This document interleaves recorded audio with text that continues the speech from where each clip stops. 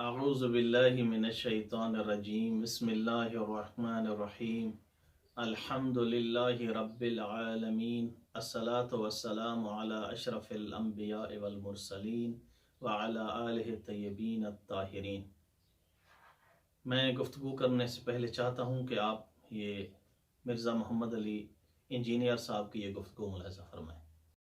اچھا اب ذرا تھوڑا سا کڑوا سوال آگے، بلکہ سارے کڑوے نشانی نہیں، تھوڑا نہیں زیادہ کڑوا ہے، بلکہ یہ زیادہ علمی طور پہ زیادہ کڑوا ہے، آپ کو لگے گا یقیناً، کیونکہ آپ کا سارا دعویٰ ہے بخاری مسلم کا، اس کو بھی ذرا ٹیسٹ کریں نا۔ پھر اب بخاری مسلم کی کئی ایسی حدیث ہیں جو کہ جتنے گستاخانے رسول دنیا میں گزرے ہیں وہ سارے انہی کو کوٹ کری جا رہے ہیں۔ قاری نیف ڈار صاحب نے کہا جی میں نہیں مانتا ان کو، سندوں کی چھوڑ دو میں نہیں مانتا، جیسے آپ نے کہا طریف علی، ان کا آپ کیوں دفاع کرتے ہیں؟ مثلا یہ جو شیعہ رافضی بھی کرتے رہتے ہیں کہ وہ حضرت عائشہ سلام اللہ علیہ کا وہ جو غسل والا، اور حضرت اللہ تعالیٰ کی وہ کہتے ہیں جی ایک اس پہ مفتی ساق صاحب بھی غالباً اعتراض کرتے تھے کہ جنوں نہیں بھرے گی تو اللہ پاک اس میں نعوذ باللہ اپنی ٹانگ ڈالے گا، اور حضرت عائشہ کے 9 سال کی عمر میں شادی والا پہلی وہی پہ خودکشی نعوذ باللہ کرنے والی روایت۔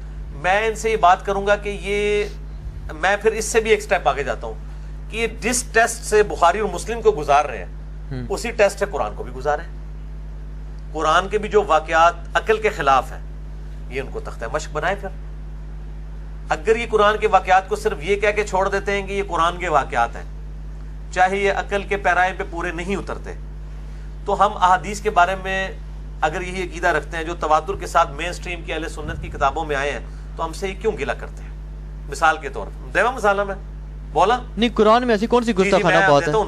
نہیں میں آپ کو مثالیں دیتا ہوں نا، عقل کی بات ہو رہی ہے نا، عقل کی بات ہو رہی ہے۔ اچھا گستاخانہ والے معاملے کو تو بعد میں ہم دیکھیں گے، گستاخی بھی اس میں آ جاتی ہے۔ دیکھیں، سب سے پہلی چیز اگر آپ گفتگو کرنا چاہتے ہیں احادیث کے اوپر اور قرآن مجید کے اوپر، تو سب سے پہلے آپ قرآن کی بھی ڈیفینیشن کریں کہ قرآن کیا ہے، اس کے بعد آپ حدیث کی بھی ڈیفینیشن کریں کہ حدیث کس چیز کا نام ہے۔ ان دونوں کے درمیان جب آپ کو فرق معلوم ہو جائے تو پھر آپ کے لیے مشکل نہیں ہے کہ آپ چاہے بخاری ہو، چاہے مسلم ہو، یا کوئی کسی شیعہ عالم دین کی لکھی ہوئی یا احادیث کی کتاب ہو، آپ کو پھر یہ مشکل نہیں ہوگی کہ آپ حدیث کو اس کتاب سے نکال دیں یا اس حدیث کا انکار کر دیں، کوئی پرابلم نہیں ہوگا آپ کے لیے۔ لیکن سب سے پہلی جو چیز ہے وہ ان کی ڈیفینیشن ہے۔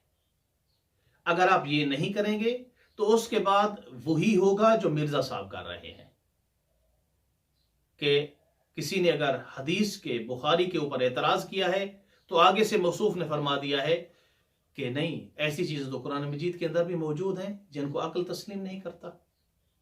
ارے بھائی، یہ جواب نہیں ہوتا۔ چلو اس سے پہلے آپ یہ ڈیفینیشن سنیں، قرآن مجید کیا ہے۔ دیکھیں، قرآن مجید کے متعلق اللہ تعالیٰ فرماتا ہے کہ یہ میری کتاب ہے، میں نے اس کو نازل کیا ہے، اور میں ہی اس کو جمع کروں گا اور میں ہی اس کی حفاظت کروں گا۔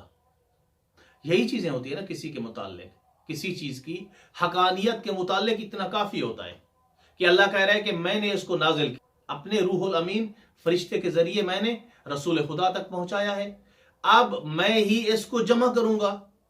اگلی بات ہے کہ قیامت تک میں اس کی حفاظت کروں گا۔ یہ قرآن ہے۔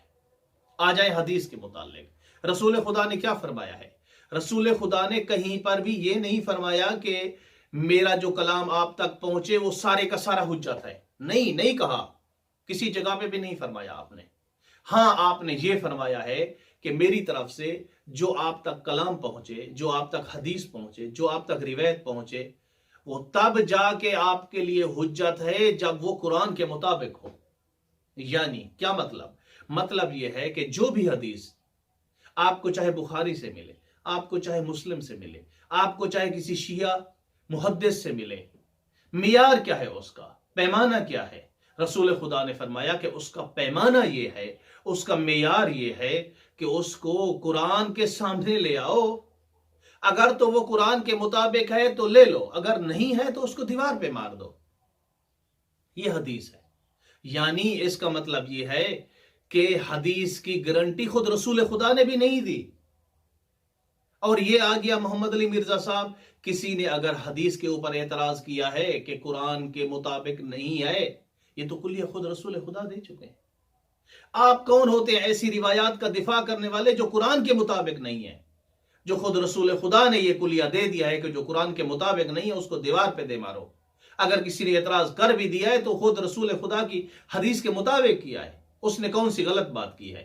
آپ نے آگے سے کہہ دیا کہ نہیں، اگر حدیث پہ آپ اعتراض کرتے ہیں تو قرآن مجید کے اندر بھی ایسی چیزیں موجود ہیں جو کیا ہیں، عقل کے مطابق نہیں ہے۔ یعنی اس کا مطلب یہ ہے کہ اگر کوئی حدیث پہ اعتراض کرے تو آپ اس کو راستہ ڈھونڈ کے دیتے ہیں کہ قرآن کے اندر بھی ایسی مشتبہ چیزیں موجود ہیں۔ یہ کیا جواب ہے؟ یہ تو قرآن کی حقانیت کے اوپر حملہ ہے، یہ تو قرآن کو مشتبہ بنانا ہے، الیاذ باللہ یہ تو قرآن کو مشکوک بنانا ہے۔ دفاع کرتے کرتے شہرت کی لالچ میں، شہرت کے تمے میں آپ کہاں تک چلے گئے؟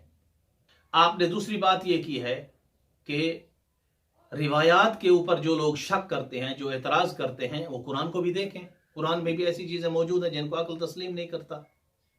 ارے بھائی، ہم نے کب کہا ہے کہ احادیث پہ شک نہیں ہوتا؟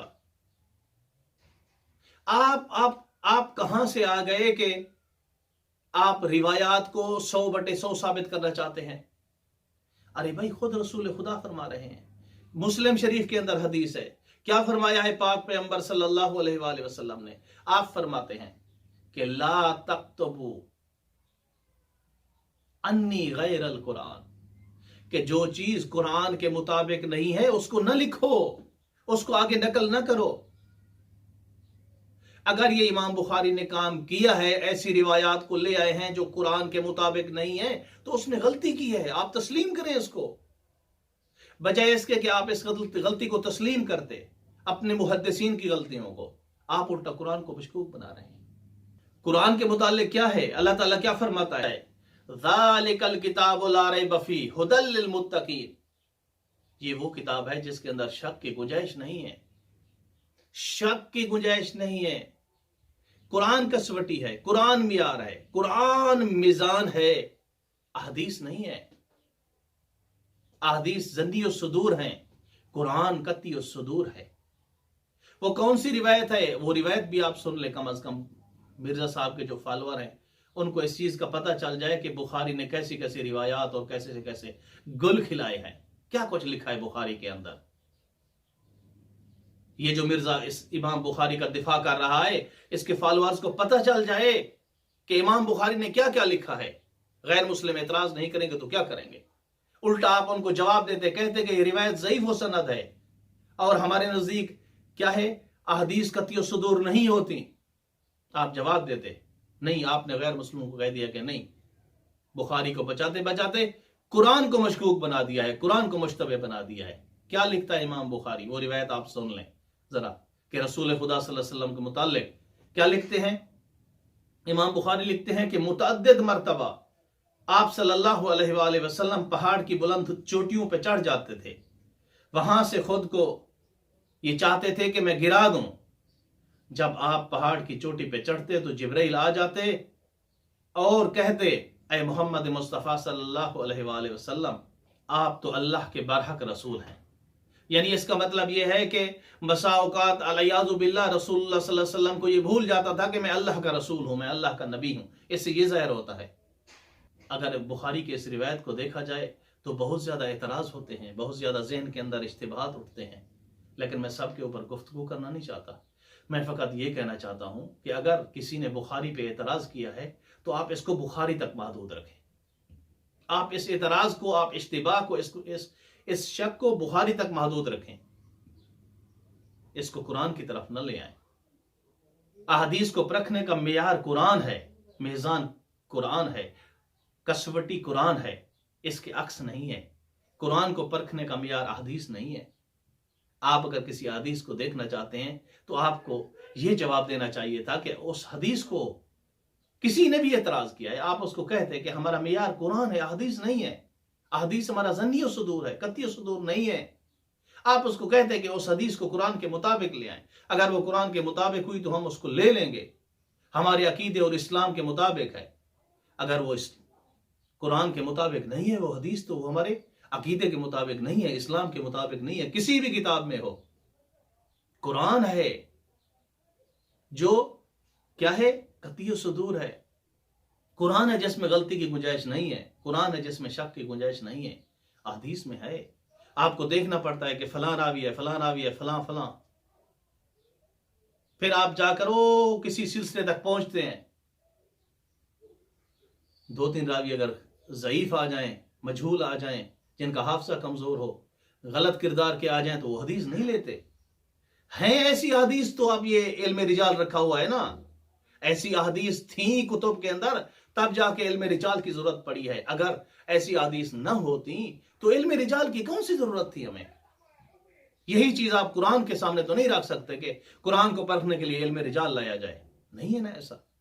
قرآن کا تیو صدور ہے، قرآن وہ ہے جس میں شک نہیں ہے۔ آپ وہ پیمانہ جو احادیث میں رکھتے ہیں وہ قرآن میں لا رہے ہیں، یہ عقل مندی ہے، یہ جہالت ہے، یہ سراسر جہالت ہے اور کچھ نہیں ہے۔ آپ اسلام کو مشتبہ کر رہے ہیں غیر مسلموں کے لیے، آپ اسلام کا غلط چہرہ پیش کر رہے ہیں۔